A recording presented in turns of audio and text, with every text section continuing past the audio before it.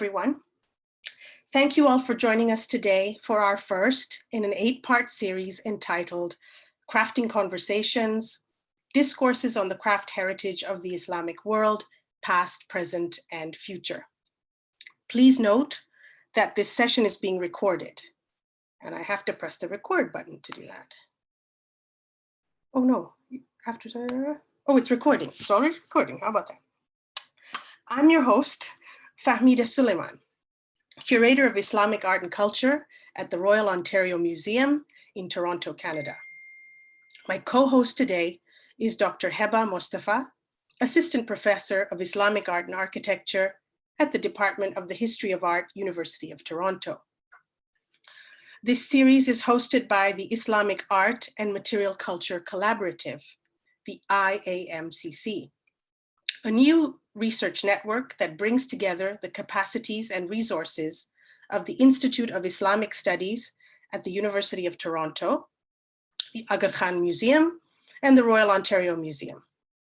Our aim is to fund junior and senior research fellowships, an annual lecture, and a workshop series, all focusing on the art and material culture of the Islamic world in its broadest sense. Before I introduce our guest speaker, I would like to begin with our Canadian land acknowledgement.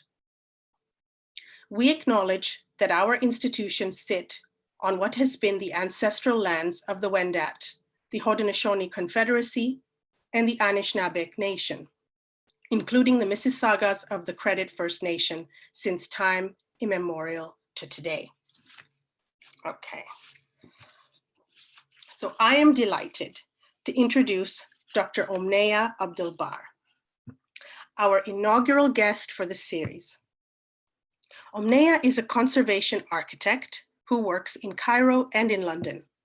She holds a PhD in history from the Aix-Marseille University, and her PhD thesis focused on the construction sites of Mamluk architecture. She joined the Egyptian Heritage Rescue Foundation in 2014 and is the founder of the Rescuing the Mamluk Minbars of Cairo project, which was set up in partnership with the Egyptian Ministry of Tourism and Antiquities and is funded by the Cultural Protection Fund of the British Council in partnership with the UK's Department for Digital Culture, Media and Sport. Omniya is currently based in London as a Barakat Trust Fellow at the Victoria and Albert Museum, working on the photographic archive of Professor K.A.C. Creswell. The title of our conversation today is New from Old, Designs Inspired by the Mamluk Minbars of Cairo. Audience members are requested to use the Q&A function on the bottom of your screens at any point in our discussion to ask questions, and we will attempt to moderate as many as we can during and after the presentation. Great. So, Omniya, if you can unmute yourself. I will start by asking you, can you tell us about your professional journey and your training and how you started working with the Egyptian Heritage Rescue Foundation? Thank you, Fahmida. I'm extremely happy to join you today and especially to be your first speaker in this very exciting series. I was very touched by the acknowledgement message you just said now. It feels good to think that we're always in the steps of our forefathers. And thank you for lending me your platform today so that we can share a little bit about the kind of work we do in preserving and promoting Mamluk heritage. So as you said, I studied architecture, and then afterwards I went and I did conservation. And I was very lucky because I was invited to take part in conservation projects and restoration of buildings and monuments in Cairo. And while working on these projects, I realized that I didn't know enough when it comes to history. I didn't understand the places I was working on. And this led me to decide on taking a very long journey and do my PhD in history, where I was trying to understand how these monuments were built in the first place, how they were thought, how did they think about these designs. And somehow I was always fascinated and excited by the Mamluk architecture. Being Cairene, in the first place and living in Cairo, it is the most prominent architecture from the Islamic periods in Egypt. It's really what creates our identity. And yeah, so the more I work, the more I'm fascinated with this heritage. And I try as much as I can to play a role in rescuing and promoting it, because it's not always easy. And it's, I have to say, it's currently at risk. So after the revolution in 2011, you know, everyone wanted to do something for the country. And because my background was in culture heritage, so this is also what I did. It was obvious that culture heritage is under attack. And I kept on hearing stuff in the news. And so I started taking details and taking notes and putting things together. And actually, with other professionals in the field, we really tried as much as we can to raise awareness about what's happening, to stop these destructions if we can, and to try to understand why is the looting taking place. Well, the security void aggravated the situation, and thankfully the situation now is much better than before, but still a lot of harm has been done. I became part of the Egyptian Heritage Rescue Foundation in a very dramatic circumstances, I have to say, because I met them the first time when the Museum of Islamic Art was bombed in January 2014. So I went as a concerned citizen because this is my museum, and I started helping them out to evacuate the collection and to try to store it and secure it. And from that day on, I have to say, they just took me in, and I became part of this fascinating team we have. The aim of the foundation, which is a very young foundation, we were created in 2013, and mainly the aim was to deliver first aid to cultural heritage training for Egyptian professionals, and also this expanded for professionals in the region. But then in 2016, I started thinking with them about developing this project that we have today. And this project really was created out of just looking at numbers and figures and things and seeing that the minbars are always attacked. So we thought, since the situation is as bad as it was in 2016, and instead of being depressed of the situation, we wanted to do something positive. And we said, okay, at least let's document what we have today, and let's take it from there. And we've been successful because we had funding from the British Council Culture Protection Fund. We are partnering with the Ministry of Antiquities, Tourism and Antiquities now. And we started implementing this project in 2018. And we're just about to wrap it up this month, actually. Yeah. Okay, that's wonderful. So we're very eager to hear more from you. Why don't I start with two very basic questions. The first one I want to, just because we have audiences from everywhere who are here, we have over 240 people registered for this event, which is really gratifying. So my question is very basic. What is a minbar? And why is it an important structure within a mosque? Okay, this is when I'll start sharing my screen. Please. Prepare some visuals for you all. So it's true, you know, when you're not an Arabic speaker, what is a minbar? And we laugh about in the team because autocorrect in words turn us automatically to minibar, which is absolutely not the case. The minbars are these pulpits you see in mosques, and they are placed to the right of the mihrab if you are looking at the mihrab. And it represents in a way the presence of Prophet Muhammad in these mosques, because when Prophet Muhammad built his mosque in Medina, he was preaching first next to the trunk of a palm tree supporting the roof. And then he ordered a raised wooden seat with 2 steps to be made. And that was the first minbar in Islam, which was sadly destroyed afterwards during the Abbasid period. Later, more steps were added, and we see the minbar that we're used to see today. You have more stepped, but it's still in the central point of the mosque to the right of the mihrab, which is, as you know, the prayer niche directing to Mecca. The minbar provides a raised structure for preachers and to be seen and heard over great distance during the sermons and on Fridays for khutbah, and also during Eid prayers. But I would like to tell you a brief history about these fantastic and exciting structures that we find in mosques. The oldest known minbar surviving today in its original location is in Tunis. It's in Kairouan, in the Great Mosque of Kairouan. And as you see, it's a minbar without a dome. You only have the preacher's platform. And this is actually the shape that characterized the minbars in North Africa and Andalusia. These minbars are also usually movable, and you can store them in a specific room called Beit al-Minbar for them. But that's not the case in our side of the Mediterranean, where our minbars are actually, yes, they can be movable if you dismantle them, but they usually don't move. The oldest one surviving in the Mashriq, let's say, would be the minbar of Al-Khalil, of Hebron. And it was actually originally made in for Asqalan, but then it will be transferred to the Haram Ibrahimi in Al-Khalil, in a way also to save it and rescue it from the Crusaders. And this is a fascinating minbar, I have to say, though one day perhaps we can speak about the geometry, because this is when all the fascinating stories about geometry starts.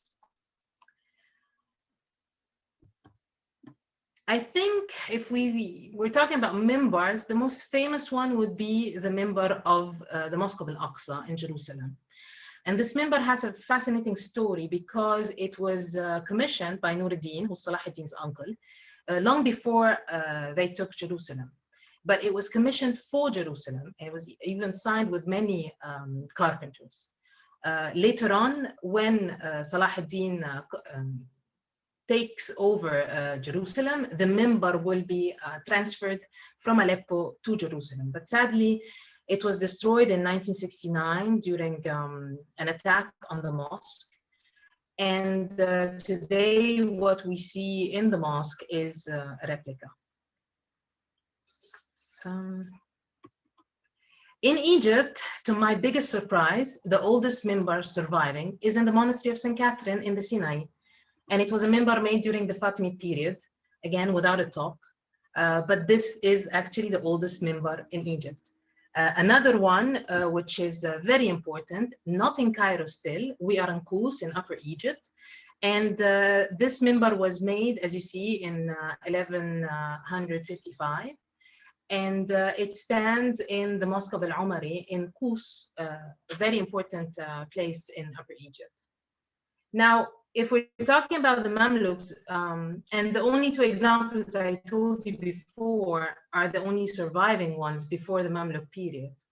What happens when the Mamluks arrives is that the number would increase quite importantly. And this is because, well, if we go speak with history, and I'm sure Hiba can tell us about this, it's because of the shift from the Friday mosque to and to having only one khutbah in the mosque, to the multiplicity, because now we could have many more mosques available and many more mosques with khutbah in the city. And this was done during Baber's time.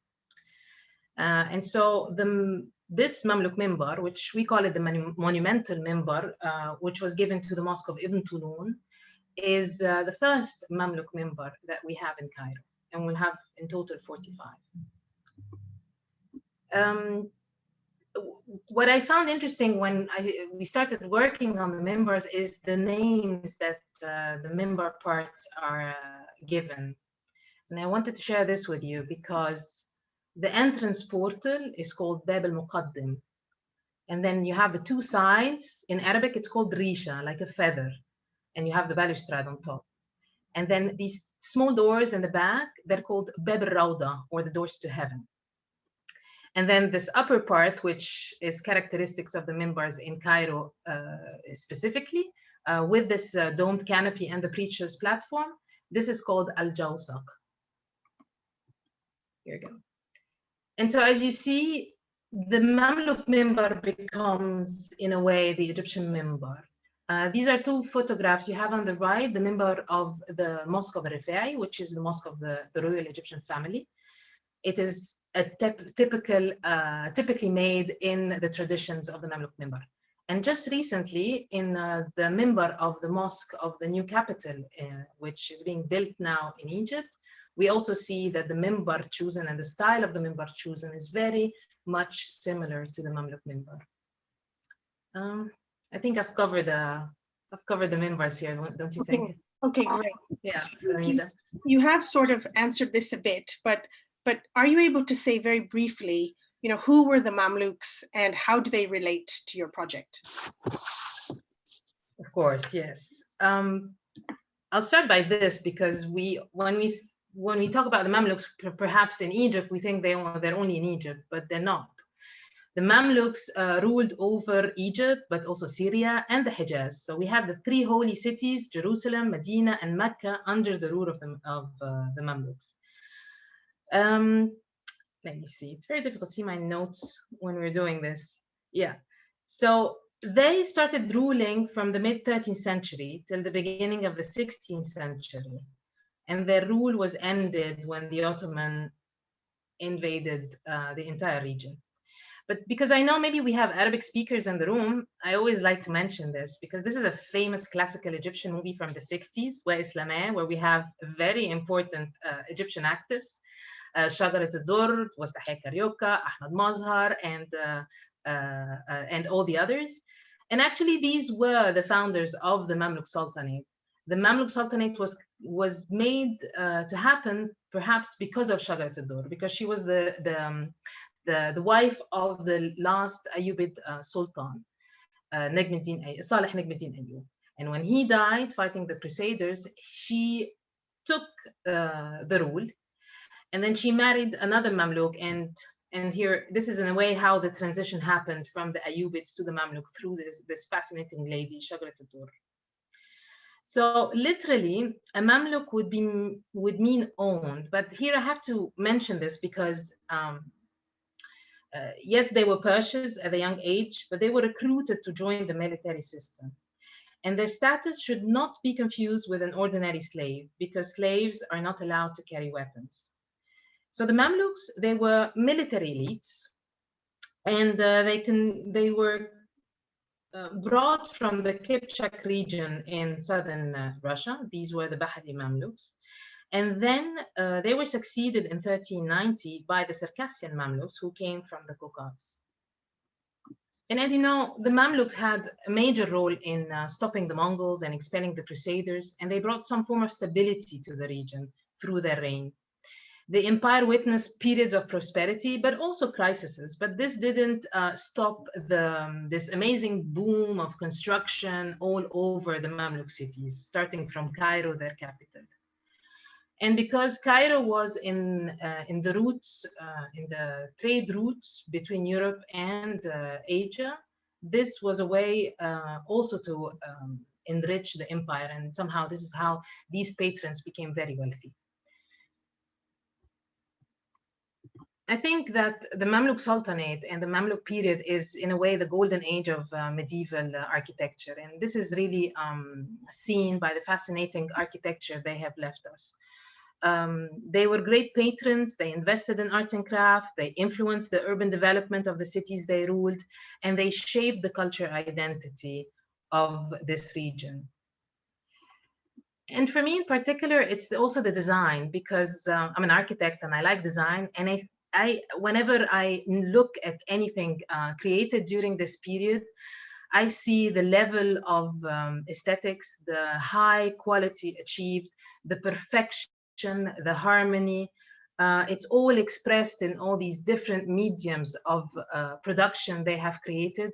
And it's, Fahmida, it's very innovative, it's fascinating, it's even modern. It can be applied in the stuff we are using today.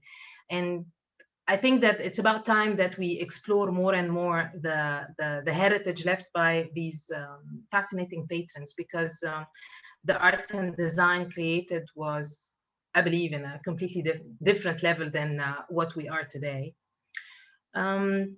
These are a few examples I'm putting here, and you can see they're done on marble, on wood, on stone. The ones before here, this is also stone, and on bronze doors. You name it, you pick the medium and you'll find something. So, yeah. Okay, that's wonderful. You mentioned in an article that was published this year in the Journal of Egyptian Archaeology, and I quote, "Almost every international collection of Islamic art, including museums and private collections, owns a piece of a Mamluk minbar." unquote. So this begs the question, how many Mamluk period minbars are extant today? And how did these museums and private collections around the world acquire pieces of Mamluk minbars, and in one instance, an entire minbar? That's very true. You know, in any Islamic collection in international museums, you always find a Mamluk piece. I'm just showing here very briefly. So if you visit London, this is the British Museum. You have the fascinating collection of enamel glass, which is very characteristic of this period. Also the metalwork, the Bâtisse de Saint-Louis at the Louvre, a very iconic piece, and check it out and read its history. And finally, also here in London at the British Library, we have this Quran from Sultan Baybars al-Shankir. It's also one of the famous Qurans. Which also, I'm showing them because you see the aesthetics and the beauty of the design around. When it comes to minbars, as I mentioned in this article, I was also surprised to find that there's always a tiny piece, even if it's one piece in the collection. In Toronto, in fact, in the Aga Khan Museum, you have this beautiful 16-fold star with carving, and I think it's from the period of Sultan Qaitbay. So we're in the late 15th century. I'm not sure if it's coming from a minbar. The provenance is not stated as well in the museum's website, but it could be, who knows. And then in the newly refurbished galleries, which I know, Fahmida, you were part of at the British Museum, you also have a display with lots of pieces coming out, probably from minbars as well. And just to show you, these are doors in Edinburgh, and then another one's in Boston. And this beautiful minbar, which you see to the right, is actually, I saw it in situ in its own mosque just a couple of years ago, because unfortunately it had to be dismantled and put in the National Museum of Egyptian Civilization in Cairo, because the madrasa where it stands, it's the minbar of Abu Bakr ibn Musir, and the madrasa is in a very critical condition. So, and this is one of the most authentic Mamluk minbars that you can find, with absolutely no alterations and with original inscriptions. It's very, very highly important. So it was placed in the museum. But of course, when you see a minbar in a museum, this makes you think about different questions. And I want to show you, these are just other collections. And so in the Louvre, in Copenhagen, at David's collection, and the MAC, most of them are on display, but some as well are stored in the museums. Since I'm at the V&A, I wanted to show you as well that we have a fascinating collection of Mamluk minbars at the Victoria and Albert Museum. And I don't know if you've seen them, Fahmida. You must have seen in the gallery the minbar of Sultan Qaitbay. Yeah.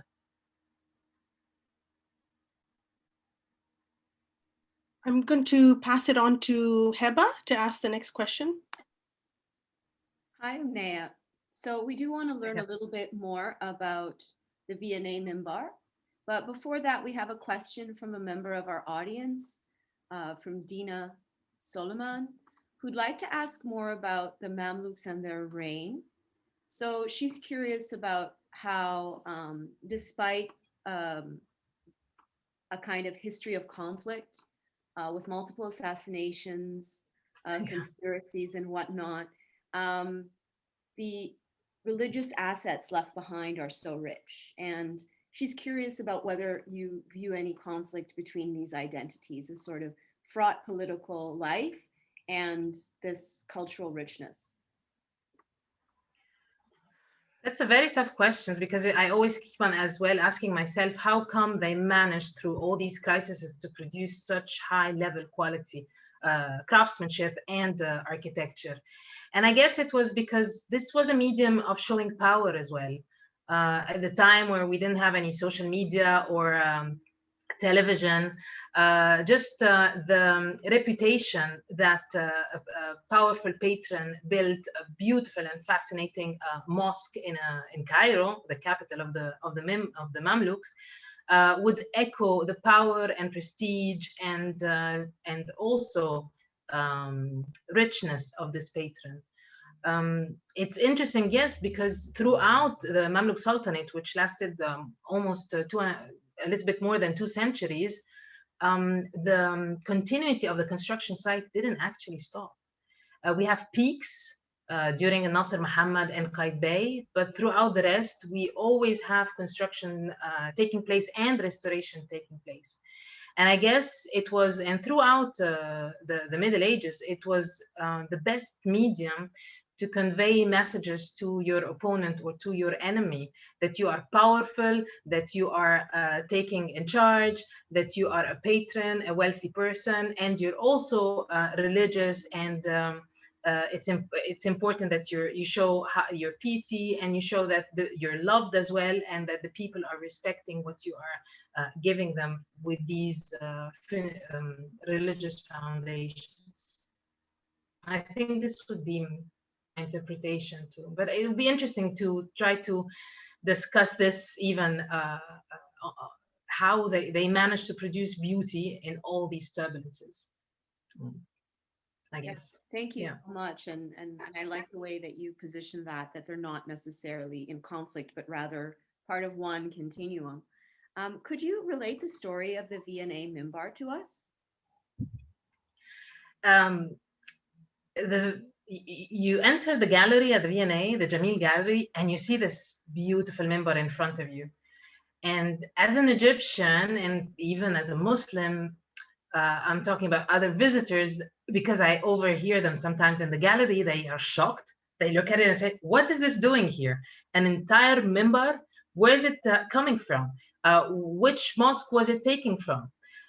It's actually, this minbar has created many controversial situations in the past and even today, because in one of the publications I read published in Cairo, it is mentioned, and but they didn't know exactly from where it was coming from. Someone was visiting London, and they even wrongly attributed to the British Museum, not to the V&A. And just recently, a prominent Egyptian public figure saw the minbar in London and tweeted about it and said, how come this minbar was taken out of Egypt, and was it done legally, etc., etc. And this sets us in a way to try to understand why these pieces are in museums today, and why did the museum even acquire them, and when did the museum acquire them, and how. In the collection at the V&A, most of the collection come from an exhibition that took place in Paris in 1867. That's the international exhibitions. And Egypt had a pavilion there. And the Egyptian state actually brought these pieces to Paris to showcase in the pavilion. And you remember, these were the exhibition that started to show the industry, the craftsmanship, etc. I believe that for the Egyptian, these pieces were not that old, and represented a heritage that was still living in the 19th century. You still had the craftsmen who could do such work. You still had as well the demand to produce such objects. So it's not important if we could sell them afterwards. And actually, yes, this collection was sold by the Egyptians in I'm not sure if I don't think it was owned by the state, because at the museum registry, it's named after Myanmar. It's called the Myanmar collection. But most of them come from this collection. And this is the pavilion in the Exposition Universelle. And this is how the minbars that they took these pieces from, this is how they looked at the time. These were photographs taken a few decades after. This is the minbar of Lajin, which I just showed it to you earlier. And the pieces were taken out from it because the minbar was in the mosque. The entire mosque was actually in decay. It was turned into a poor house, and then it was neglected, and they didn't think that they would ever be able to rescue it. So perhaps that was their way of rescuing at least these pieces out from the minbar. And you see, I mean, up till now, you could find the photographs. This is just to show you how the mosque was at the time. And these are all apart from the V&A's collection. We have even the inscription panels from the minbar, which are very important because they state the date of construction and the name of the founder of this minbar, Sultan Lajin. But again, this was all acquired by the museum. And sometimes I find myself in this position trying to explain to people that, yes, this is in a museum, but no, these were not looted. And yes, it was acceptable at the time to buy antiquities and to sell antiquities. And we just started, even the museum, the Egyptian Museum in Tahrir used to sell antiquities in the past. The fact that this has stopped is because we had different legislations, of course, in the 70s, and with the UNESCO. It's not a convention. I keep on forgetting its name. Anyways, so it's not anymore the case. But yeah, this is more or less how this collection came to the museum. And my colleagues actually at the museum are working on producing very soon, I hope, a publication about this collection, which will tell more the story of how they came from Egypt and to London through Paris. And yeah. This is actually, I want to show you, this is a picture. The minbar was always placed in a prominent place. This is the previous display. This picture was taken sometime before 1913. It's part of our collection at the V&A. But you always see that the minbar was highly positioned and highly celebrated. Because the V&A is a museum that celebrates arts, that celebrates craftsmanship and design, and because these were example of high craftsmanship produced by the Mamluk Sultanate. So in a way, that was the reason why the museum acquired it. Thank you so much, Omniya. And I have recollections as a young woman of visiting mosques in Cairo where, you know, they were functioning mosques where the prayers would take place, and the minbars were very much an integrated part of the life of these mosques. And so I can imagine how visitors to a museum might be struck, because these historic minbars in many cases are still present in some of these mosques and still have this sort of living history that is still integrated in people's lives. So just a reflection. But we would really love to hear a little bit more about the materials and techniques involved making these individual inlaid pieces, and where materials came from. Actually, Heba, we in the project we're actually writing a book which will be published by Ginkgo Publishers, and that's one of the chapters I'm researching currently. So it's still a work in progress. I'm trying to understand as well how the material came. When we think of minbars, we think that they're just made in wood, but actually you have examples of minbars made in marble. These are two. One is the Blue Mosque in Cairo. That's the one to the right. And the other one is at the Museum of Islamic Art, and it's just a piece that survives from a minbar. And as you see, it's again, you have the traces. I'm not sure from the description if it's colored stones or they've used marble. I have to go and give it a better look. And of course, we have the fascinating minbar of Sultan Hassan, again made of marble, but then they used for the doors these metal, the bronze metal doors for Bab al-Muqaddam. But then when it comes to, no, not before this is another one of stone. And it's interesting because it's exactly like the drawing, more or less, like the minbar of Qujmas al-Ishaqi, which is made in wood. And this is when you see how challenging it was to create the geometric design on stone and they color it afterwards as well.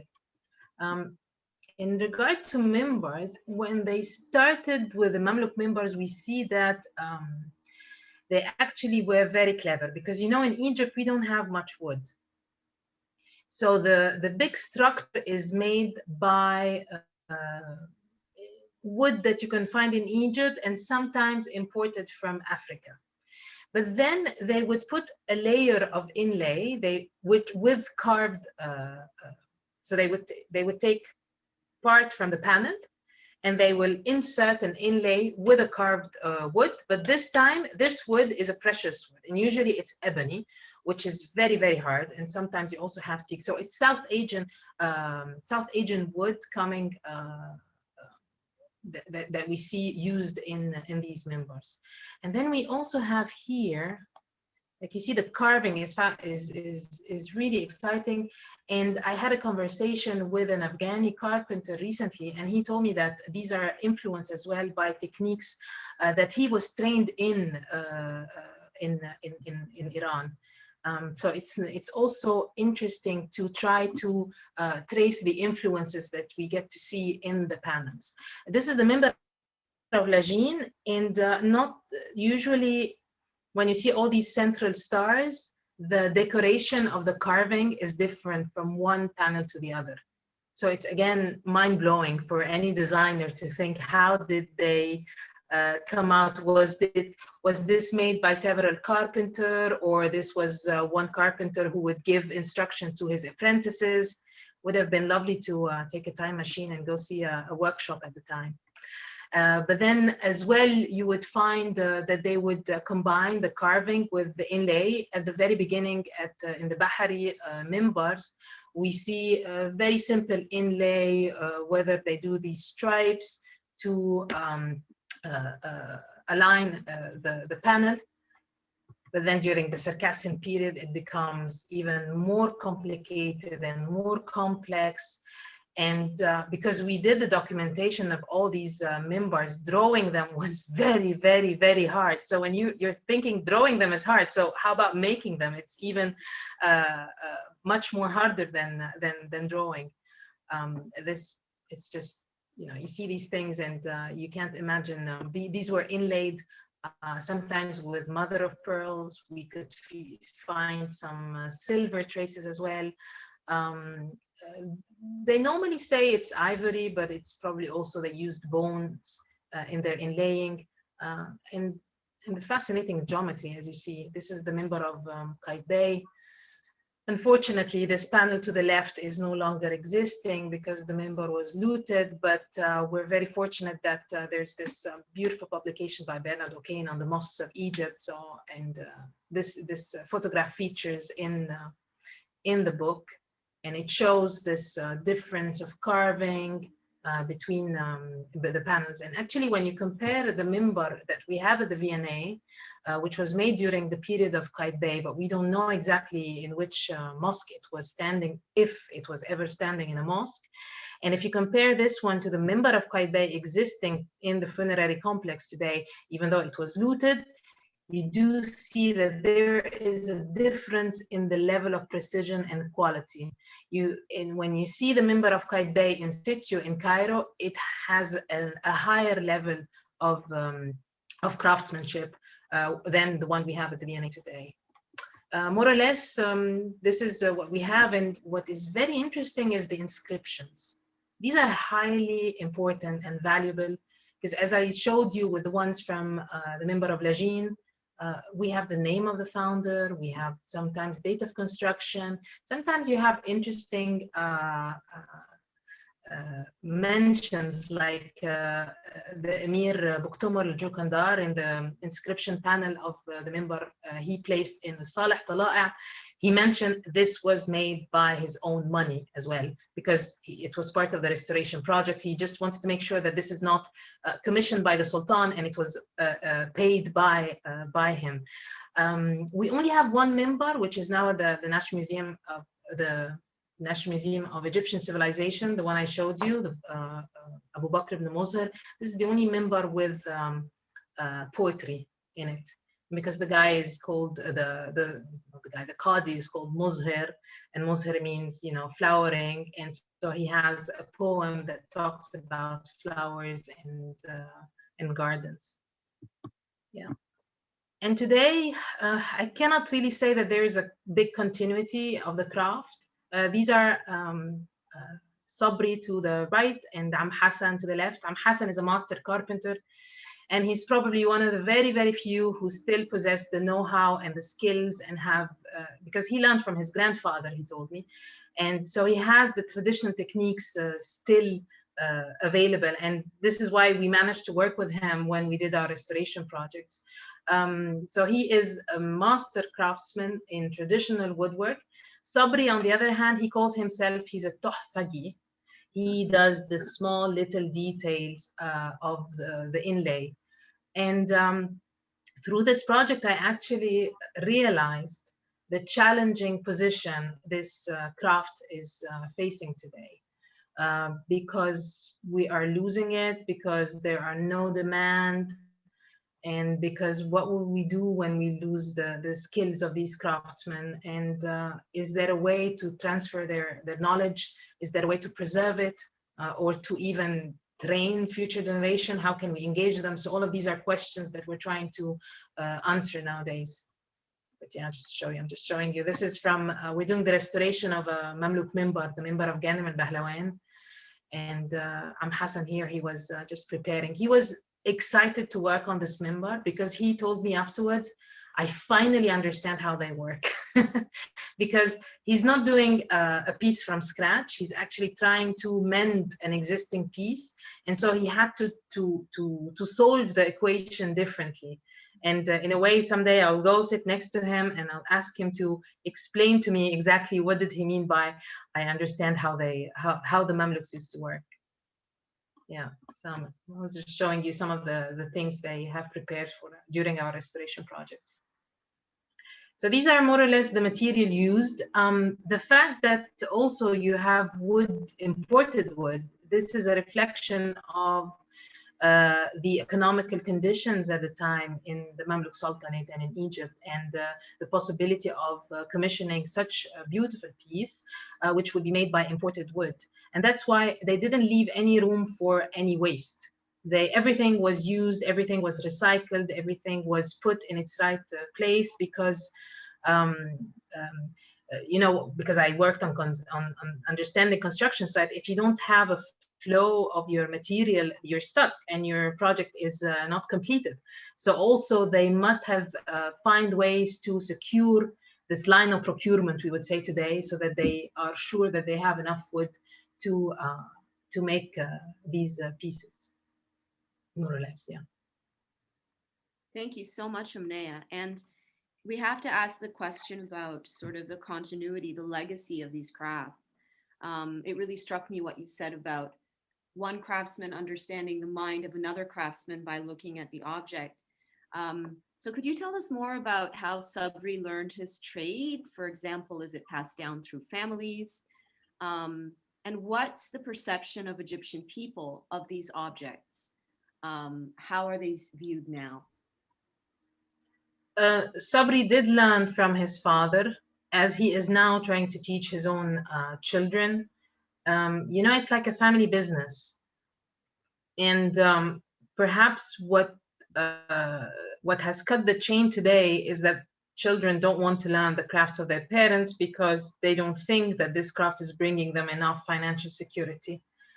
But if they feel that it is prospering, it is actually creating this rewarding finances, probably they would tag more and they would learn more. But Sabri, because he's such a passionate about what he's doing, I'm sure he has transferred this to his kids.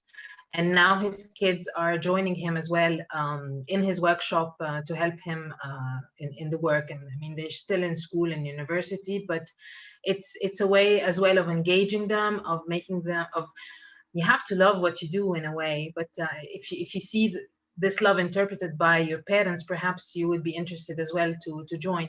But this is actually, Hiba, it's one of the things that worries me the most is what's going to happen next, because we don't have like a national project there are a few things, but they're not targeting such traditional crafts. We're showing woodwork, but there's also other things like glass blowing, like tent makers, like ceramics. It's very alarming to see that whenever I go visit any craftsman, I feel like I have to buy things now, because maybe next time I come, he will be closed, or he would have stopped his craft. And this is why I think the work we do is important, because we're not just doing conservation, but we're also trying to understand what's happening on the craft scene, what can be done, how can we even document it if it's possible, and how can we engage others and make them make them see that this is an important craft. And I think this is done by demand. If we can create the demand, if they can get commissioned to do projects, the more and more they work, the more this craft would be preserved. And in a way, this is one of the things that we're trying to deal, because we felt that, you know, you and I grew up in Egypt. I mean, we don't have a traditional, I don't think you had a piece of traditional woodwork in your grandparents' house. Because people felt it was old and it was not a la mode, and we don't use these styles anymore.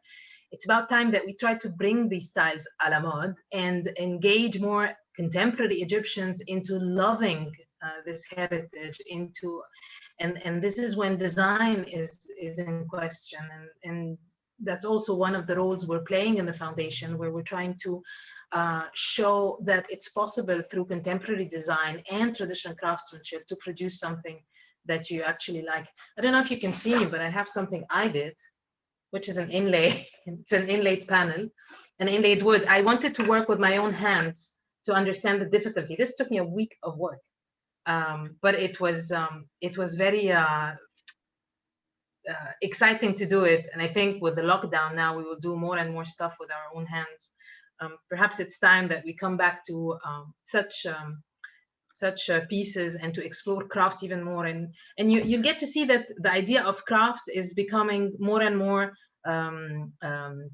used for marketing brands nowadays. I see that when you check Instagram feeds, people want to add cultural heritage and want to add craft to this melange of marketing ideas they're putting to advertise their brand. And we have it. We have the stories. We have the craftsmen. We have the materials. We just need to explore it more and more. And this is what I will explain actually and show you what we've done in the project itself. So Omniya, what do we have afterwards? Yeah, we'd like to. Yeah, I think. Go ahead. You have a couple of questions, yes. Yeah, we have a couple of questions from the audience, so I'll read them both out. This is from Carl Graves. He congratulates you on your amazing undertaking and thanks you. And he asks, what kinds of challenges and rewards have you found working with local communities in the conservation of these fascinating, but also still utilized monuments? That's from Carl. We have a second short question from Abir Al-Adani. What was the function of the side door on the minbar? And I think she's referring to the Bab al-Rawda. Yes, Bab al-Rawda. So thank you, Carl, always supporting us. I think personally, my reward is when I feel that more people understand the work we do. For example, people now are talking Mamluk, using the word Mamluk more than before. And I think that our project had something to do with it. When you see with young designers in their 20s and their 30s and they're trying to understand the geometry, there are many groups today in Cairo who are trying to visit these places, look at the geometry, try to draw them, try to understand them. And this 10 years ago didn't exist. And I think that projects such as ours, but others as well in Cairo, have moved a little bit this stagnation of heritage is old and heritage is old-fashioned and we don't use it. And the more and more in the past 5 years, I think the design scene as well have changed. And I think that's also the work of social media, but the message is there. You're just trying to remove a layer of dust, and we removed so many layers of dust from these minbars, and then look at them closely and be, I keep on asking myself, how did they do this? And I think this for me is one of the rewards, working with such craftsmen and designers, and understanding as well their needs and their challenges, and how can we support them, and how can we even let them flourish in their own brands. That's also one of the things that we're trying to do through our projects. And for me, the more people are loving and appreciating and celebrating this art and this architecture, this is the biggest reward, because I'm not alone anymore, Yeah. Omniya, it's my turn. Thank you so much for what you've shared. We didn't say Bab al-Rawda. Sorry, Fahmida. Abir's question. To be honest, I really don't know, but it's a way of linking. Well, unfortunately, now they use it for storage, but perhaps because you also have to think that these big structures of minbars, maybe they played a role in the security of the Sultan when he was praying, and perhaps that was a way of securing this side. I actually don't have a clear question about why do we have these doors, but perhaps just to access the minbar and to be able to repair things in the stairs, or yeah, I don't know for sure, but it'll be interesting if someone knows to let us, if someone has read about it, to let us know. Great. Okay. I'm just wary of the time, and there's so many questions popping up. So what I'm going to try and do now is ask you my next question, and maybe we can combine it with another question that's come from the audience regarding the minbars. Obviously, they were objects of value throughout history. From the time they were made, and then there was the first phase of destruction and looting, and then more recently in the early 2000s, and with the acceleration of the Arab Revolution, part of the Arab Spring of 2011. So, what did you decide to do? Tell us about the Egyptian Heritage Rescue Foundation and the creation of the Rescuing the Minbars project. And while you're doing that, Malak Yakut had a couple of very interesting questions to ask you. What is the point of preserving these minbars? Is it, are they meant to be, I'll just read her question here. Are they seen as objects? And is it more about the craft of making this object? Is the point for them to be used as they have been used in the mosque, to preserve cultural identity, or simply for the aesthetic of placing these artifacts in more museums? And then she goes on to ask, how has the craft and design of making minbars changed with the advent of new technologies in contemporary mosques, like when the khutbah is televised or broadcasted using loudspeakers and microphones? Okay. I don't think the design has changed with the new media introduced and the televised, because the form is still the same. The crafts, however, have changed because the assembling is not always done as it was made traditionally. You can see on the screen, and if you can see my mouse, these are what the structure that holds the panels together. These panels are loose, and they are inserted within these structured parts. And today, to make it easier, they don't do this insertion anymore. And sometimes you find that this part is not even there. And they would put the panels one next to the other and glue them to a panel on the back. And there you go, you have the side of the minbar. So doing the minbar in the traditional way is definitely much more complex, and it takes much more time, because also these are carved by hand. But today you can use machinery to carve and to create identical designs and carving on each of the panels. It depends, what do you want? Do you want to work on it as if it is the traditional craft, or you just want to have a beautiful piece at the end? Do you want a quick, beautiful piece? And this also is reflected on the price and the cost of the object. And then when we talk about why are we preserving these pieces, Famida, for me, these are like witnesses. These are pieces that have lived for 6 and 7 centuries, that have witnessed all the history that we've been reading on. And they were there. They were there when Napoleon came with the Expedition d'Egypte. They were there when we had the 1919 revolution. They were there when we were a kingdom, and there when we became a republic. It feels like the time has passed. And for me, these objects have a life. And they are part of a living heritage as well, because they are used daily for the prayers. Usually with some minbars, the imams, they don't want to use them because they feel this is too valuable, so we don't want to damage them. But I try to encourage them and use it, because the more they use the minbars, the more they will protect it and the more they will preserve it for us later on. So it is not a museum piece, in my opinion. It is beautiful in a museum, of course, because we want to be able to see this beauty, but when you have these scattered elements. But when it's a complete minbar, for me personally, I feel a complete minbar belongs to a mosque. It is a symbol of Prophet Muhammad at the end, you know. It has a religious significance as well as its aesthetic and architectural beauty.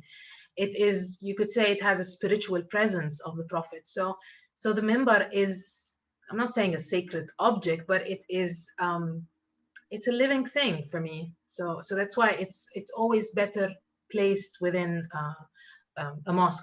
And for us, actually, because we're restoring the minbar of Ghanem al-Bahlawan, we can't place it in the madrasa because the madrasa needs restoration.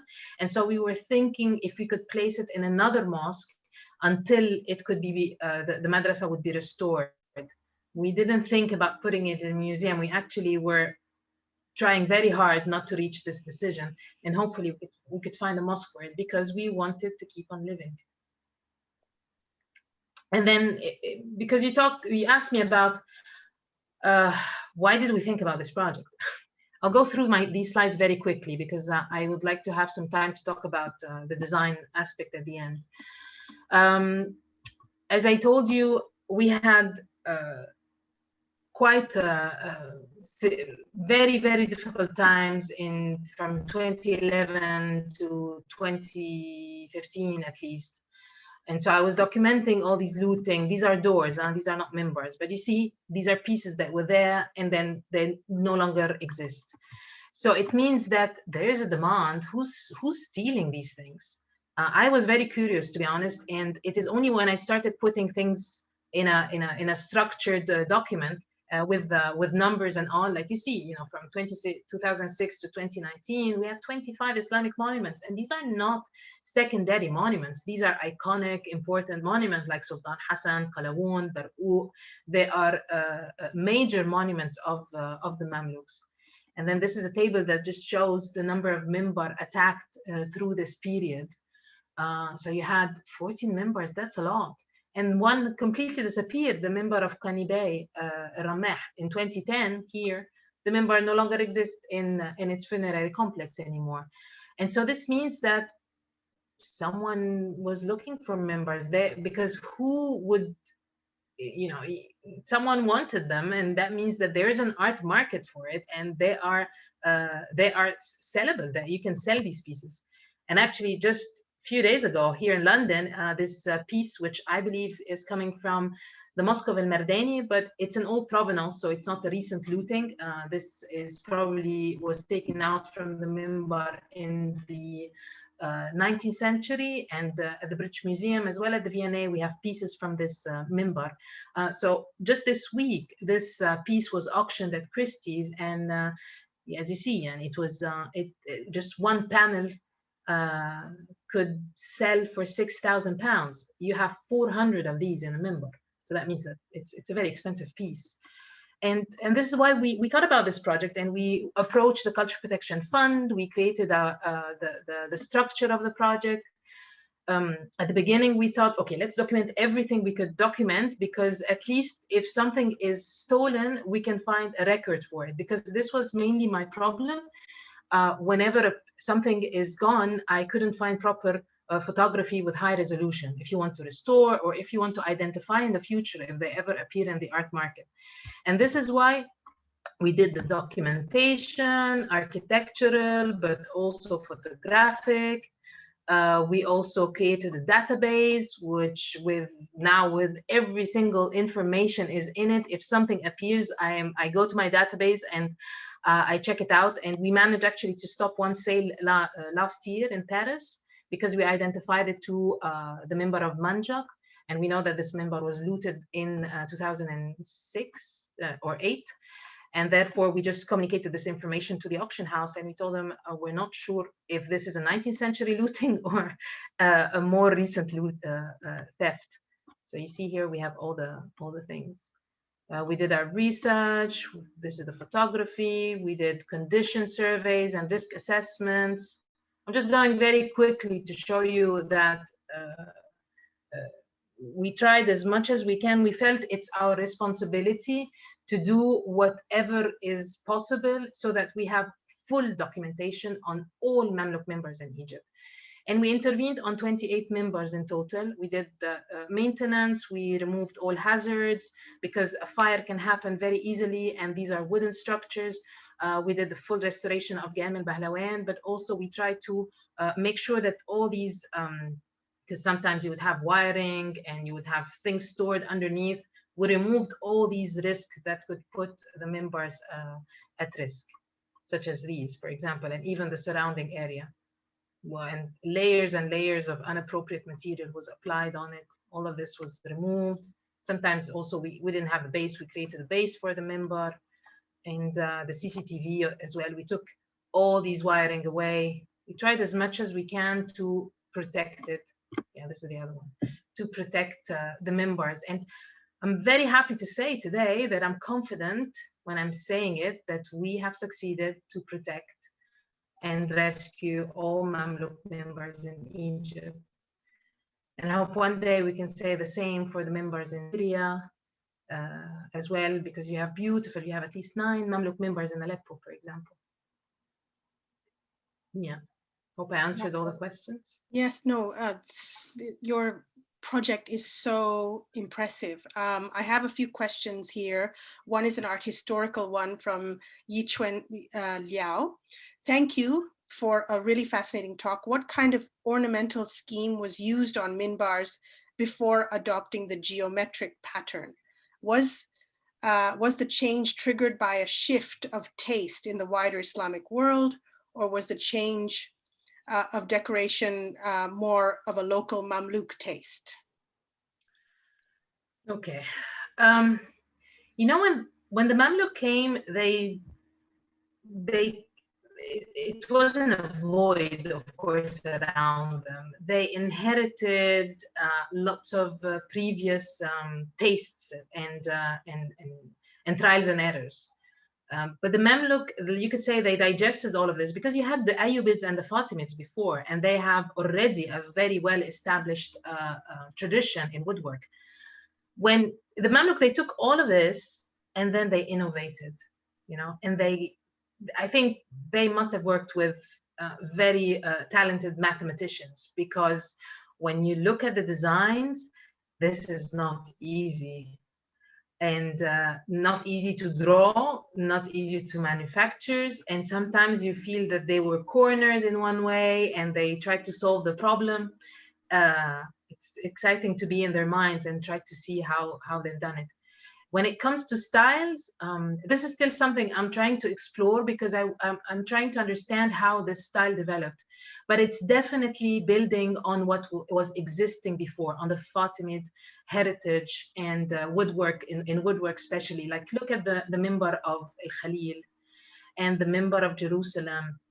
These were traditions that were existing, but the geometry was not perfected yet, as you will see it in the minbar of Lajin.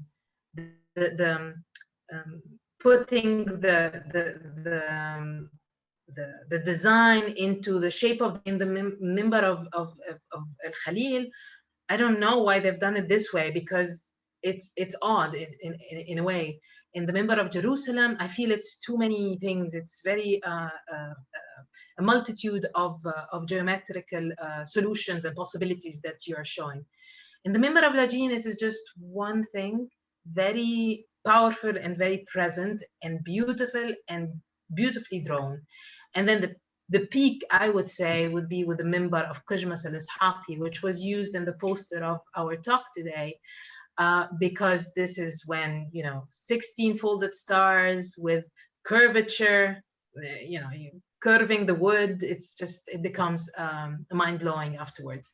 And it shows really a level of precision, of quality, of I'm trying to find more powerful words to this, of achieving the impossible, what I would say, because if we try to do replicas today, sometimes we can't. We tried in our project to do replicas and of a few things, and we don't have the skill anymore. So that would be something to explore. Thank you, Omniya. Yeah. I'm going to get Heba to take over because we really want to explore the design aspect of this project now. So yes. Go ahead, Heba. What's really a strength and is really fascinating about your project is that you didn't stop at the restoration of the minbars. We'd love to hear more about the contemporary design initiative that emerged from this project. Could you tell us a little bit more about that? Yeah. So Heba, this was perhaps something that we added at the end of our application when we submitted the project, because out of me, and because I love design, and because I felt I want to see these products, so maybe I could approach designers to help us do it. But it was in our project, it's really a tiny percentage even in our budget, but it has created the biggest impact for us as a foundation and for us as a project, and to convey as well the message of the minbars are at risk, we need to protect it, they are beautiful, come and look at them, look what we have in Cairo, which you can be inspired from. So we somehow, and we've been very lucky of how we managed to create this team of designers and craftsmen, and I'm going to take you through the work they've done, because they're all very different. We invited them, we give them like a crash course on Islamic architecture the first day. We took them on tours, they looked at the minbar, and in a way, many were telling me, we live in Cairo, but we haven't seen these things before. And I have to say that even myself, and I've been working in my PhD on the architecture of the Mamluks, I didn't mention the minbars in my PhD to start with, because perhaps they are lost in this magnificence of the actual architecture. So when you give it a closer look, this is when it becomes exciting. And because I wanted to see things differently, and I wanted to also try to experiment and to see that it's possible to create something from our heritage, which we can use today and which we can wear. So, for example, this is Adam. Adam is a jewelry designer, and Adam took the pattern from the signs of the minbar of Lajin, and cleverly he didn't just added a mother of pearls, but he added even ebony in this brooch. And it's my powerful brooch. I love it so much. And he made them in 2 sizes actually. And afterwards this one was made with mother of pearl, but he's done it with other material afterwards, like lapis and different colors. And then this is the work of Hannah. Hannah did something extremely, I would say, emotional, because she decided to take 2 panels from Lajin as well. One is existing in the minbar. And by the way, this minbar was restored because, as I showed you, most of the panels are scattered in more than 12 museum collections. And the minbar was restored in 1913. So all of what you see today, except for the structure and the entrance and all of that, all the panels are made by the amazing craftsmen of the turn of the last century. So this shows you as well that the craftsmanship was still there. There was still the quality and the very strong craftsmanship applicable. And so Hannah chose the star from the minbar. So this is a restored panel. And she chose this one, which is a panel present at the David's collection in Copenhagen. And for her, it was a way of reuniting these panels them again through her work. She did these trays. And she was saying that, well, now one is so far away and one is in the minbar, so I'm going to put them together in my work. And I think her message was really, really lovely. This is Muhammad Abla, one of our most amazing contemporary artists. And Muhammad told me, I want to feel the texture of the minbar. And so he created a frottage. He put his, it was in silk, and he started drawing, you know, on the minbar itself, and it created all these shades and different features that you see. Maya is a fashion designer, so she works on commercials and on short movies and long movies even now. And Maya, when she heard the story about the looted minbars, and this was from the minbar of Maridani, she decided to design a vest with empty pieces, which are resembling the empty minbar. So you cannot see it in the photographs, but you have on the call, you have already imprinted patterns, so as if the minbar is still there. Like this is what you see here. And then on the back, you have the empty pieces. Atif is a tent maker. He is from the market of the tent makers in front of Bebzuela. And he is one of the passionate craftsmen trying very, very hard to keep this craft alive. Atif told me that he has never done a 16-fold star before, and that this is not common nor used in their work in the applique and the tent making. And when he saw the minbar of Al-Jay al-Yusufi, which is not 10 minutes walk from where his shop is, he said, okay, I will work on this minbar.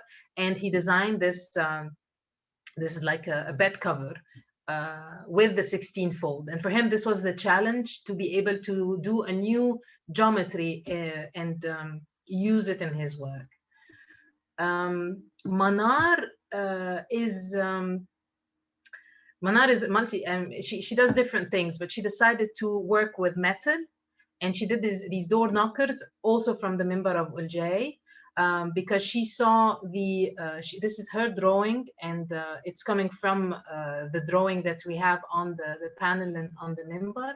And then so she created the mold, because it's a long process actually to do this kind of work, but the precision of the work was beautiful. And this is a piece that I'm sure many would love to have in their homes.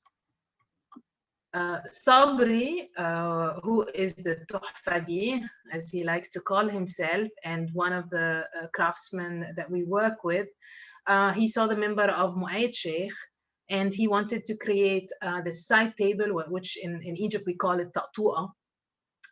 And I told him, how about we do it in a way so that we can also fold the legs? Because I remembered I have a table that I got from Agra. So you had the marble top, and then you had the wooden legs, and you can put it in a bag and travel with it. So maybe this, but we still need, this is a prototype, and we still need to develop it further on, because I think this will be hopefully one of the pieces that when we have tourism back, that they can buy these pieces like I did in India, and have a piece of Egypt and Egyptian craftsmanship in their homes. Hela is, she loves working with tent making, and she's trying to modernize the tent making. And she picked this pattern that is present in the minbar of Al-Ghamri and tried to do, you know, base it on the six-fold, the six-sided star, and do these cushions that you see here. And then this is one of, I think, one of also the very successful prototypes we created, because Mu'taz makes tiles, and he makes cement tiles. And Mu'taz is an industrial engineer.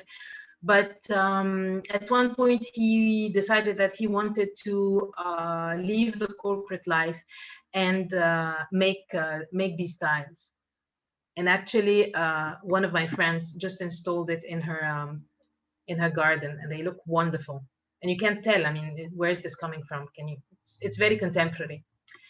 Mehi is an architect, and she picked, you see, Mehi was saying something very important. She told me, because these drawings are drawn properly and the proportions are really, really right.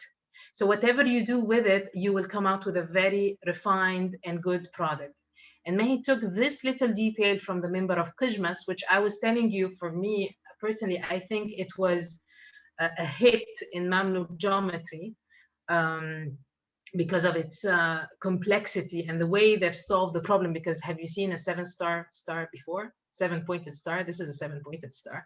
And so Mehi created these V blocks, which can be used in multitude of ways. And actually, she just received a commission to make one for the in a courtyard in Cairo. And then we have Nisreen. Nisreen also left the corporate life in a way because she wanted to do something with her hands, and she created this tea box with veneer. All of this are, this is her when she cut the things, and she took the pattern from the minbar of Mozhir. And for her, I didn't notice this, but she told me Mozhir, it's the flowers. So these are flowering. It's my flowering. It's like in Syria they say zuhurat. So so for her it was like the flowers, and we're putting it in the box of the flowers. And Shayma also took the same minbar. She's a jewelry designer, but also with a background in architecture. And she started playing around, and she told me, I don't want it to be contained in a place. I want it to flow and find energies and possibilities. I really love how everyone have managed to see something different than the other, and in a way interpreted it with the skills they have. This is Aya and Dalia, and they are ceramicists. And they did this panel because they were very inspired by the minbar of Qaidbay, which is now in the Khanqa of Farag ibn Barqou. And they created the pattern out of it, and they made this panel. And I just want to show you as well, this is just a process of how they're doing, because we said we don't have a proper magnet in Egypt. Why don't we create magnet? So this is actually my fridge, and I have my own magnet, which is coming from the minbar of Qaidbay in Cairo. Yeah, we were able to do 2 exhibitions, one in the courtyard of Beit Razes, where we're housed in Cairo, and another at the Culture Institute in the Egyptian Culture Institute in Cairo, in London, sorry, exactly a year ago. And we tried through the project as well to give some geometric classes so that we can explain this geometry to a wider public and engage them in the loving of these patterns. I think, yeah, this is what I have for now for this experiment. But what we're doing next is that we would like to build on what we've done through this project and take this team to another level, in which we can hopefully be able to think about ways, because all of these were prototypes. We've done it, but not thinking that we want to sell them. But now we see, because there was quite a demand when we did our exhibition, and we see that it's possible to sell such products. And this is what we're trying to do next, is to think, how can we make this into a production, and how can we market for it, and each of them as well. They all have their own brands, but they love the feeling of being in a group. And they actually told me as well that it's, in a way, the group is very supporting. It's supporting them because they have challenges. They manage to talk, while maybe they cannot tell all these things to to their family or friends they won't understand or they won't relate. But the fact that we have created a group of designer and craftsmen who can now collaborate as well together, I hope that maybe in a year's time I will come back and tell you about the result of this, of what we will do in the work of throughout this year, because we're still designing what we will do next. But we have a great team to work with, to start with. So for me, that's that will keep on being exciting. Yeah. But it's wonderful to know that there are now plans for these designers. You're going to try to find ways of marketing their work and selling their work. There are so many questions have popped up for the second half of this talk, which I can kind of group together in a way. But Fatima asks, in addition to this, your organization, are there any other organizations that support the acquiring of such skills in the craft? Like, are there guilds, or is it part of a curriculum for any school? So she's saying, in addition, I am thinking besides the demand for these crafts, there's also considerations of access to skill acquisition. And if I group that one, I would also say Yosra Hussein asks, she says, it's a great undertaking and thank you for your efforts. And she wants to know if there's any kind of coordination with state institutions, the Ministry of Culture, for example. Is there some sort of vision for these monuments and their value for the Islamic history of Egypt and the region? Yeah. So we work very closely with the Ministry of Antiquities, and at the ministry, actually, they also have a workshop for traditional woodwork. So we're trying to support this workshop and to see if we could provide training, or how can we create within the ministry of a body that would be skilled to undertake the restoration work needed in the monuments. One of the things that we lack in Egypt is the maintenance and the continuity. We have conservation projects, and we've done a lot throughout the past 20 years, but it's again the maintenance and how can we sustain them. And in a way that we have to find functions to them. Like, I'm very happy that we are reusing again Beit Razes, because this is a house that I was part of the restoration project in 2004, 2006. And ever since the project has finished, the house was closed.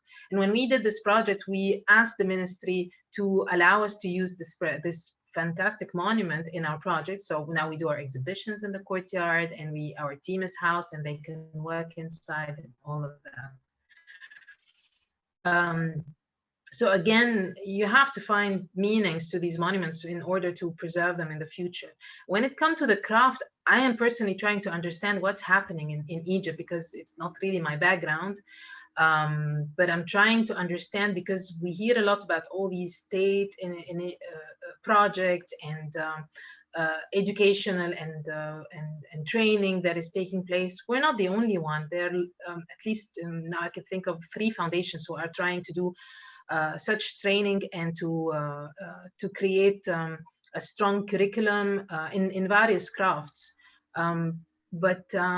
But I think it's the networking as well between all these projects, is try to understand what are the challenges that we're facing, and to link this to a bigger thing, which was the educational technical system in Egypt, which used to exist because we have still the technical schools, but we don't see anyone coming out with these skills today. It's very hard. I mean, it's very hard to find conservators who could, or restorers who could help us do reproductions and replicas in Egypt when we're doing our restoration projects.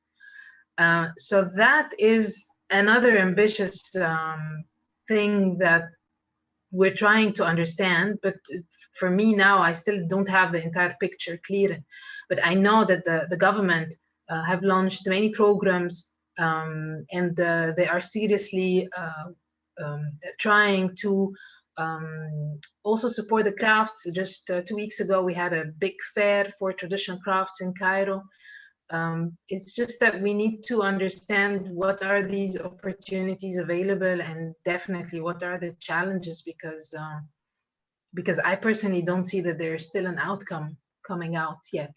But maybe in this coming decade, that will be the craft decade, hopefully, and we could turn it into a beneficial situation in the future. So and actually, yes, sir. Yeah, it's just good to say that you were saying this could be the craft decade, and we're all hoping. We're hoping that the series also offers people to delve into how diverse these crafts are, and to know more about the individuals making them. And Inji Mehmer asks, are there any groups on social media to join to explore options of how to help preserve this craftsmanship? And my question was, I know that you have worked with some very famous designers as well, which would certainly have an impact on the visibility of your project. And a little bird tells me that one of these very famous designers, Azza Fahmy, is actually listening to us right now, and I would be more than happy to unmute her if she wanted to say something. But if we start with you first, Omniya, on are there any social media groups to join to help? Yeah, go ahead. I mean, it's coming, Famida. It's I think things are changing very slowly, but they're changing.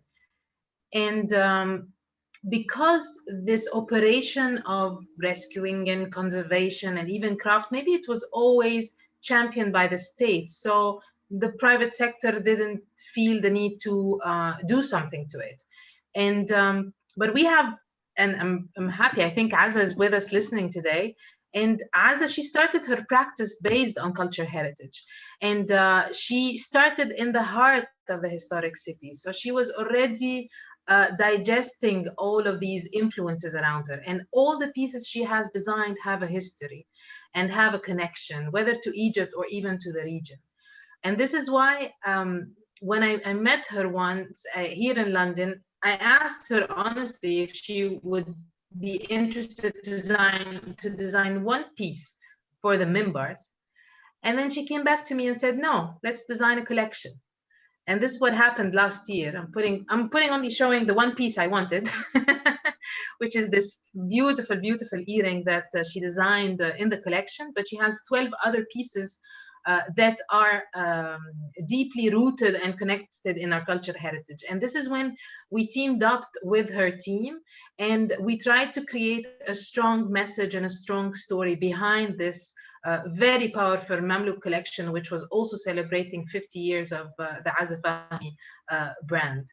And I'm just showing that, you know, you linked a piece and a brand with a heritage. So throughout as well her platform and her marketing channels, the message of the Mamluks is being is spreading. And I was also very lucky that she allowed me to name the pieces. So now we have a piece called Jashankir and another one called Baybars. We have one for Shagarat al-Dur. And all these Mamluk names are even a Muqarnas necklace. So I invite you all to check the website and to look at the entire collection of the Mamluks. And I think it's also by very small things like this, you create awareness and you engage more public.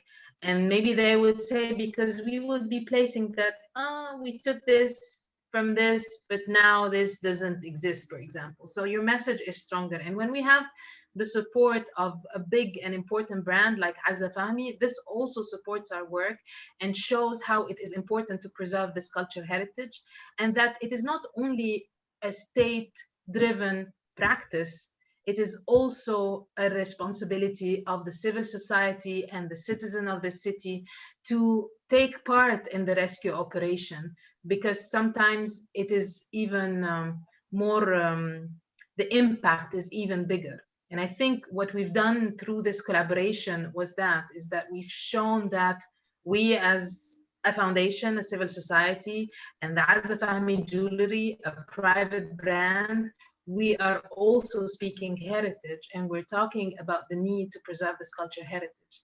And I mean, this was not the only collaboration. We're planning on making, on working on other projects in the future. Do you have any questions? I raised everybody's hopes up, but Aza has now left the chat, but that's okay. I have two more questions, and then we'll wrap up. I know I hope I've answered most, if not all of them. I'm grouping the ones by Heba and Muhammad Yahya together. Really, it's about documentation of the crafts people that you have now. Are you planning to document the geometric designs that they've created? You know, are you recording what Hassan and Sabri and have their experiences? The fact that these are family, they're inherited traditions, and so the worry is that if their children don't continue the craft, then that's it, that's done. So is there a way of publishing or documenting the works that have been done so far?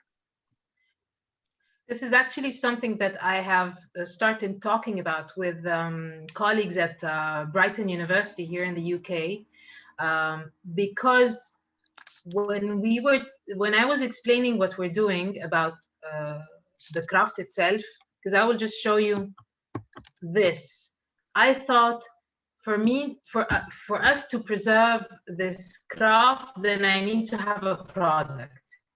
So in the coming project, we are going to do replicas. This is a one-to-one replica from the minbar of Qaitbay. And if you only have this panel, then you can do the entire minbar, because you have the drawings and everything. And you can flip it. Fortunately, I don't have a picture from the back, but when you flip it, you also see how it's assembled.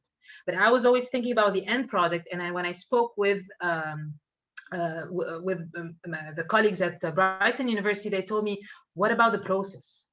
And this is very true. This is the intangible know-how in here, because how is Hassan approaching the day-to-day work? How can we document this? And how can we create an educational tool which can perhaps later allow someone who wants to learn the craft in the future, now since we are in the digital age, to have a YouTube channel that explains to him how to do things.